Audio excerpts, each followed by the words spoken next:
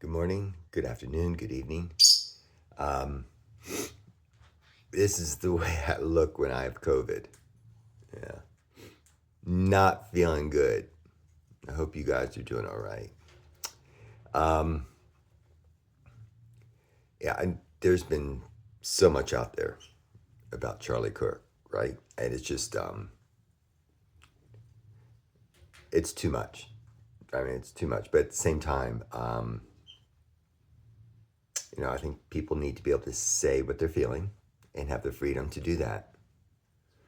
Um, Once again, I'm kind of disappointed, except for my African American colleagues who are taking, I guess, the risk, you could say, to share their take on things, whether it's divisive or not, whether it comes across insensitive or not.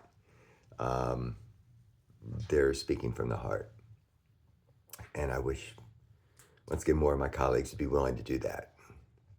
But they know it's emotionally charged, and I don't know, we all have reasons for why we stay silent at such a moment, because things will be taken out of context. I get that. And I'm sure it happens with me all the time. So, um,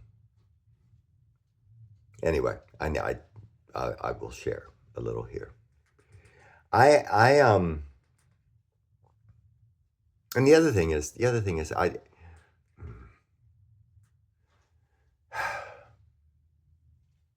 you know, the fact that Mr. Kirk is being made a martyr, I mean, right up there, according to some Christians, along with Stephen in the Bible, or that Mr. Kirk would have been the 13th disciple. And of course, look what the world does to Jesus' disciples and to Jesus. Sorry, I'm not putting him up there. I certainly wouldn't put myself up there. I'm not aware of anyone I would. I'm just saying, I think it's just, my take is just a lot of emotion running high.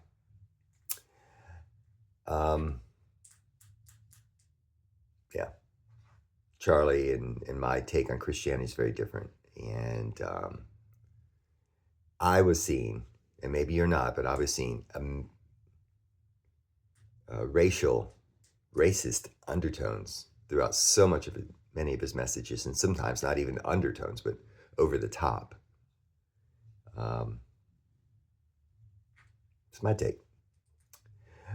I have a style of pen that I love writing with. Okay. And, I love how it feels, how it's a fine point, so it glides over the paper. Yeah. I love writing my name with it. I do. I'm proud of my name and the family heritage that it represents. I love my family, and using that pen to sign my name just feels all right, feels good to declare my identity and my heritage. I once knew a certified handwriting expert in Cranberry Township, Pennsylvania. He worked at the municipal center there at one point many years ago. And I would bring my writings to him every so often to have him analyze it. It was just for fun. And I liked it when things made me look really good. And I kind of disagreed with him when my writing put me in a darker light. Just being human, right? My mighty pen, if you will, wasn't, what I want to say, it wasn't expensive, but at the same time, it wasn't cheap. I mean, you could get it pretty much anywhere. Okay. Box stores, whatever. And I loved it. I loved it. But I'm sorry, my mind is just brain fog, whatever. But I love the fact that my pen, I deem, is mightier than a sword. Kind of heard that phrase before? Yeah. My pen empowers me to write words um, and craft documents that illuminate the living word of God and the church on earth, which is undeniably, I believe, mightier than the sword. If any sword is at play with me, it would be my pen. And if the sword kind of comes out or through my pen, I hope it's a sword of the Spirit, which, is the word of God, right? That's kind of my hope. Those who have only a sword rather than a pen are kind of sort of like Lucy of the Charlie Brown gang. I remember cartoons when it was Charlie Brown or Linus, take your pick, either one. When they were trying to answer one of Lucy's impossible questions or dilemmas. Then all of a sudden, Lucy kind of cocks her fist, and in the cartoon, we see pow, and she punches Charlie Brown or Linus. She then turns to us, the reader, and says, I had to hit him. He was beginning to make too much sense. Now, I know I'm being overly simplistic here, so bear with me. I'd say don't read more into it than should, but you probably will. I know people can have both a pen and a sword. I get it. But those among us who identify more as a sword bearer have a tendency, I think, to prefer the weapon over the pen.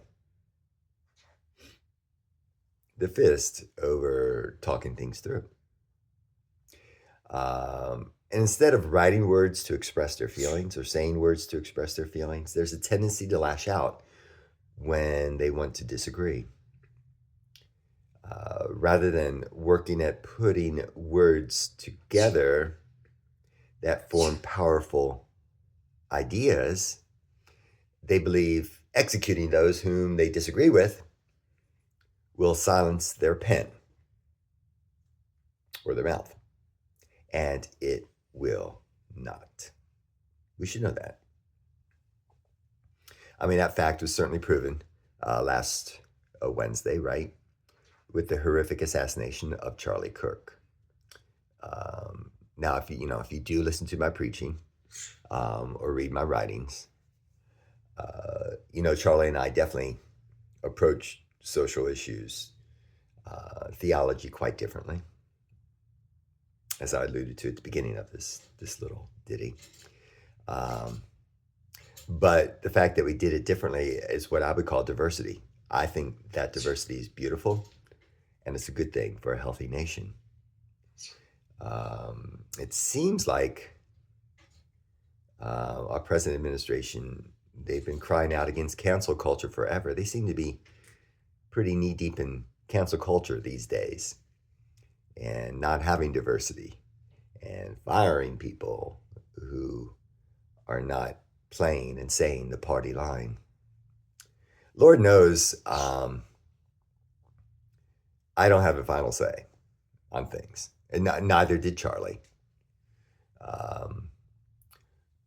We're both, he was and I am, we're just human beings who are trying to do the best we can with what we devoted our hearts and our lives to.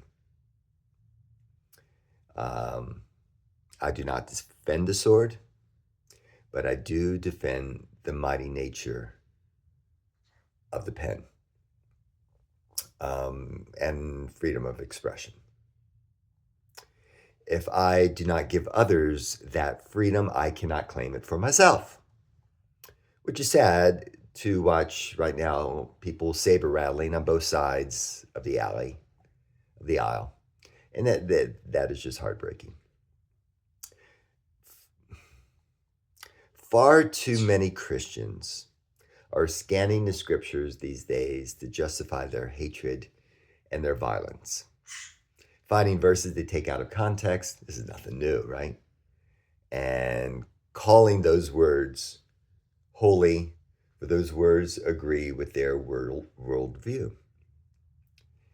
They look for justifications of what they desire to be and do in this world. They contradict love with hate. They oppose grace in the favor of judgment. As Jesus taught us, those who take up the sword shall perish by the sword. Matthew 26, verse 52. May we always be a people who follow the written and the living word of God. Okay. May we be grateful that the stories of the drama of redemption were put into writing using the pens of those times. And may we embrace the word of God to be living within and among us for the creation and the sustaining of a world of unconditional love. That's it. Very simple. Love you guys. Peace be with you always. Bye-bye.